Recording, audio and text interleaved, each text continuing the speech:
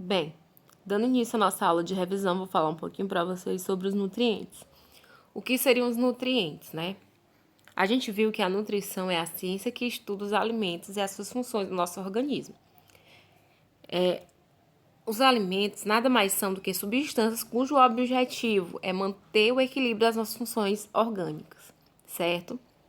Os alimentos, eles são ricos em substâncias denominadas nutrientes. E esses nutrientes, eles são responsáveis por fornecer energia para o nosso corpo e manter as nossas funções vitais. Aí a gente tem a classificação deles. Eles se classificam em macronutrientes e micronutrientes. Os macronutrientes correspondem ao carboidrato, os lipídios e as proteínas, tá? E também a água. Mesmo que em algumas literaturas considerem a água como um micronutriente, tá? Na maioria das vezes ela é considerada um macronutriente. E aí a gente tem os micronutrientes, seriam sais minerais, água e as vitaminas. Então, os macronutrientes são nutrientes de grandes dimensões que têm que ser transformados durante a digestão, né? Para ser digerido. Como, por exemplo, a gente tem a questão das proteínas que, para ser digeridas, precisam ser quebradas em unidades menores, que são os aminoácidos, né? E a gente tem os micronutrientes, que são nutrientes de pequenas dimensões que não precisam ser transformados durante a digestão, que é o caso da água, dos sais minerais e das vitaminas, certo? A água, gente, ela é considerada mais um macronutriente no sentido, quando a gente leva para o sentido de quantidade. A gente precisa ingerir água em grandes quantidades. Agora, quando a gente volta para a questão orgânica e inorgânica, a água seria considerada um micronutriente por ser inorgânico, certo?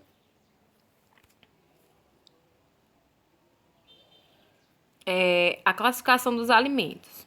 Eles, quanto às suas funções, eles podem ser energéticos, tá? Plásticos ou construtores e reguladores. Os energéticos são aqueles que fornecem energia e a gente tem como principal representantes os carboidratos e os lipídios. Os plásticos, que são responsáveis pelo crescimento e a reposição, que no caso seriam as proteínas. E os reguladores, que são aqueles que regulam as reações químicas, que entraria as vitaminas e os sais minerais, certo? O que seriam os carboidratos? Bem, os carboidratos são as biomoléculas mais abundantes da natureza e ele também é popularmente conhecido como glicídios, certo? E também hidratos de carbono, justamente por ser formado por carbono, oxigênio e hidrogênio. Então, a gente tem o quê? Os carboidratos são compostos orgânicos que consistem de carbono, hidrogênio e oxigênio. Podem ser representados da seguinte forma: CN, H2N, ON. Variam de açúcares simples, contendo de 3 a 7 carbonos, até polímeros mais complexos, certo? Aí as funções dos carboidratos. Eles também são conhecidos como hidratos de carbono. E eles têm função de estrutura, reconhecimento, regulação e energia, sendo a principal o fornecimento de energia. Quanto à estrutura, ele participa na composição da matriz extracelular e das paredes celulares. Reconhecimento, ele ajuda na identificação de células pelo sistema imune. Na regulação, enzimas podem ser glicolizadas e mudar de localização na célula. E a energia, que é o fornecimento de energia, que é o processo de glicólise. E o armazenamento dessa energia, que é a gliconeogênese. O glicídio, também conhecido como açúcares e carboidratos, né? Por eles se transformarem no corpo em açúcar. Eles são classificados também quanto à quantidade de moléculas de carbono. Então, eles podem ser monossacarídeos, e aí a gente tem como exemplo principal a glicose, a frutose e a galactose. E como disacarídeos, que é a sacarose, a maltose e a lactose. E os polissacarídeos, que é o amido, a celulose e o glicogênio. Os disacarídeos, eles são formados por 2 monossacarídeos e os polissacarídeos por centenas de monossacarídeos e disacarídeos. Então, aqui é só colocando para vocês. Lembrando que como monossacarídeo também tem um importante a ribose, tá? E a dexorribose, que a ribose ela é responsável pela formação do RNA, da molécula de RNA, e a dexorribose pela molécula de DNA. E as hexoses a gente tem a glicose, galactose, a frutose e a mannose, que não é tão conhecida. E aí a gente tem os disacarídeos, que eu já falei, que é a maltose, lactose, sacarose, a trealose também, e os polissacarídeos, que é o amido, o glicogênio, a celulose e a actina. E aqui só lembrando, né? Formado por células de carbono, hidrogênio e oxigênio, aí já falei para vocês a questão da ribose, da desoxirribose. Lembrando que a glicose ela é importante fonte de energia para o metabolismo celular. Eu falei para vocês que existe um processo de gliconeogênese, que é formada pela questão do fígado. Então, o fígado ele armazena essa glicose, assim como ele também a produz, né? E aí a gente tem a sacarose, que é formada por molécula de glicose, mais frutose, lactose. Uma molécula de glicose, do monossacarídeo de glicose, e galactose, a maltose pela glicose mais glicose. E os polissacarídeos, que são estruturais, a gente tem a celulose, que é responsável pela parede celular vegetal. A actina, que forma exoesqueletos de artrópodes. O energético, que é o amido, que eles funcionam como uma reserva energética vegetal. E o glicogênio, que funciona como reserva energética animal e de fungos. É a gente falar um pouquinho agora para vocês dos lipídios. O que seriam os lipídios? Os lipídios seriam mais conhecidos também como gorduras, né? São moléculas insolúveis em água e solúveis em compostos orgânicos como álcool, éter e cetona, né? E aí eles têm vários tipos de classificações. A gente tem os glicerídeos, os fosfolipídios, as ceras e os esteroides. E a função dele é estrutural, energética, também funciona como isolante térmico e elétrico e como proteção. Lembrando que os lipídios, eles podem ser os óleos e as gorduras, né?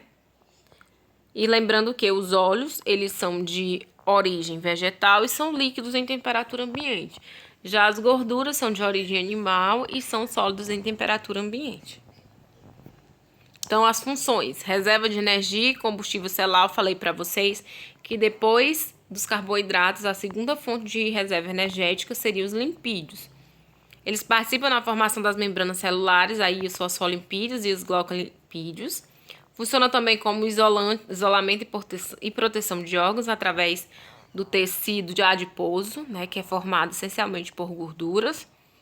Aí temos a função impermeabilizante, que são as ceras, né?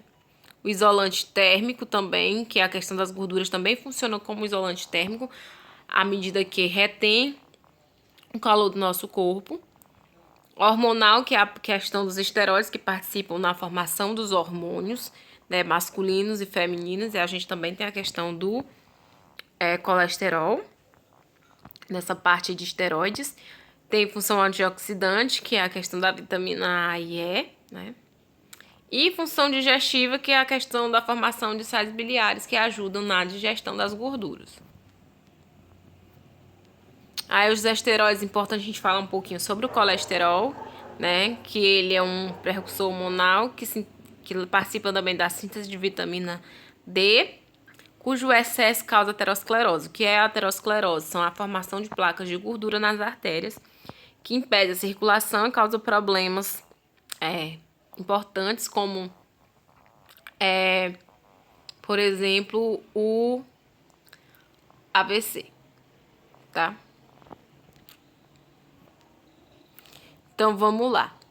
O colesterol, a gente tem dois tipos, que é o colesterol ruim e o colesterol bom. O colesterol bom é o HDL, que é o colesterol de baixa densidade.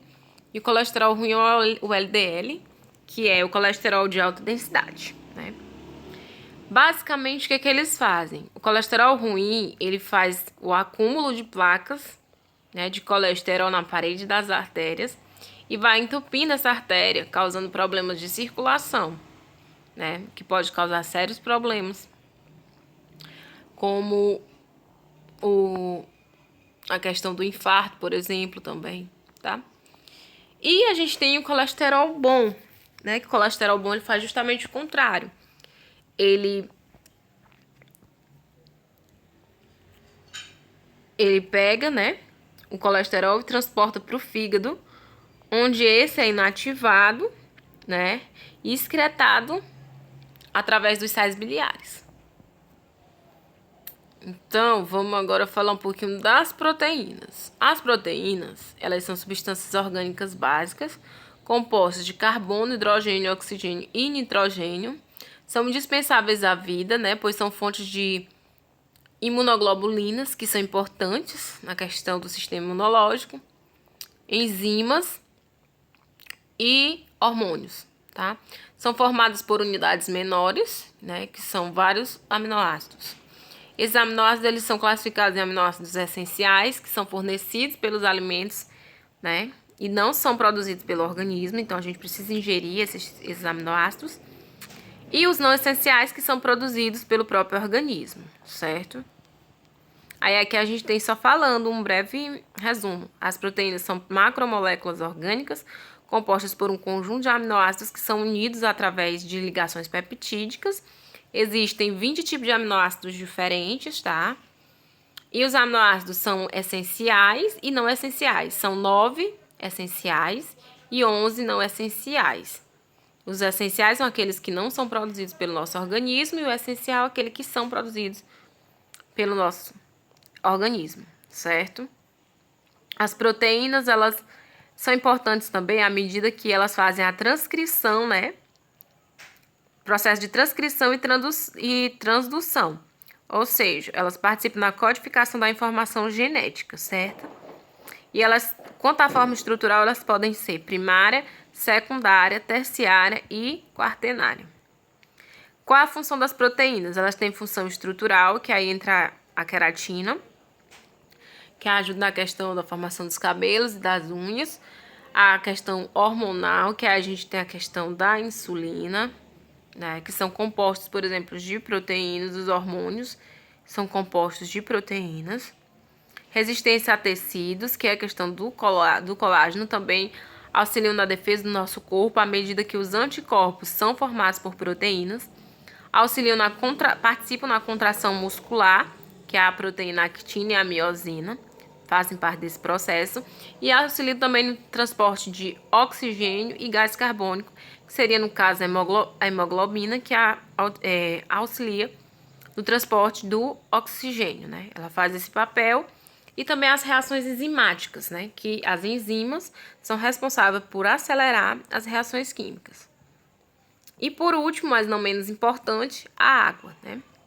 A água, ela é um importante composto inorgânico, que é uma substância abundante nos seres vivos, cuja forma química é o H2O, né? A quantidade de água nos seres vivos varia enquanto a sua função.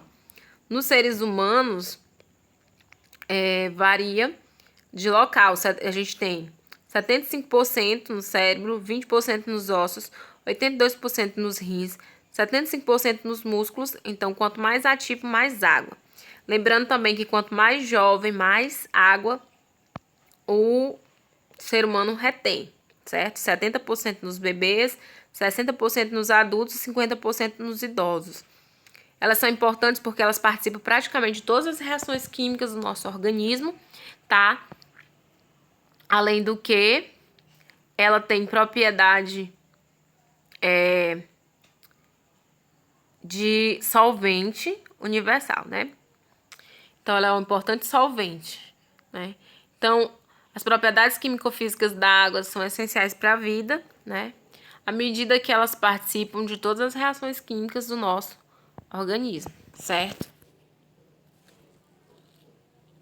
Obrigada.